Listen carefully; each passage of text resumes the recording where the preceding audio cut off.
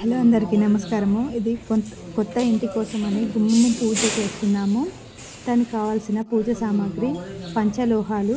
పంచలోహాలు అంటే ముత్యము, పగడము, బంగారము,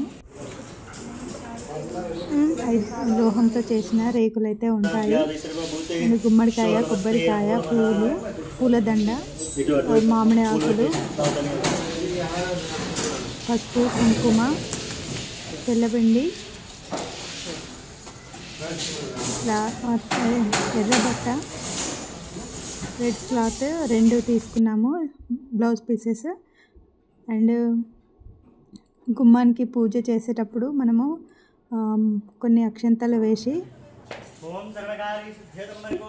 ఫస్ట్ పాలతో కడగాలండి. గుమ్మాన్ని కడిగిన తర్వాత పసుపును రాసి ముగ్గు పెట్టుకోవాలి.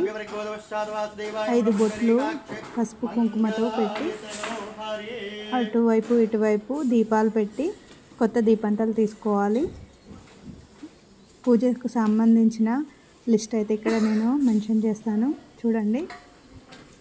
అటువైపు ఇటువైపు తమలపాకులు, అరటి పండ్లు, ప్రసాదము పెట్టి గడప మీద అటువైపు ఇటువైపు పెట్టి పూలు పెట్టి కాయిన్స్ పెట్టాలి, చిల్లర పైసలు పెట్టి పూజ చేయించుకోవాలి పూజారి చేత. లేదంటే మనమైనా చేసుకోవచ్చు మనకు వీలుకు తగ్గట్టు. పీచు కొబ్బరికాయనైతే మనము గుమ్మము పైన రెడ్ క్లాత్లో అయితే కట్టి గుమ్మానికి కడతాము. ఇంకో క్లాత్లో ధాన్యాలు, పసుపు, కుంకుమ, చిల్లర పైసలు 5 రూపీస్ వేయాలి. అండ్ గవ్వలు ఇవన్నీ వేసి రెడ్ క్లాత్లు ఇవి 2 కూడా పైన గుమ్మానికి కడతారు.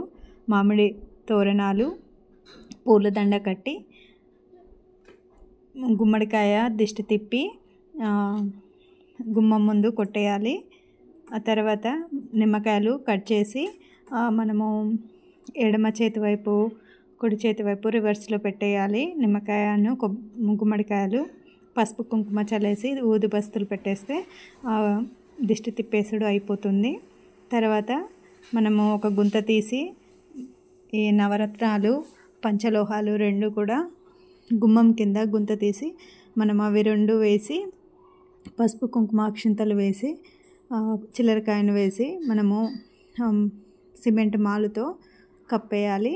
తర్వాత పైన పూలును పసుపు కుంకుమ చల్లేస్తే కంప్లీట్ అయిపోతుంది పూజ.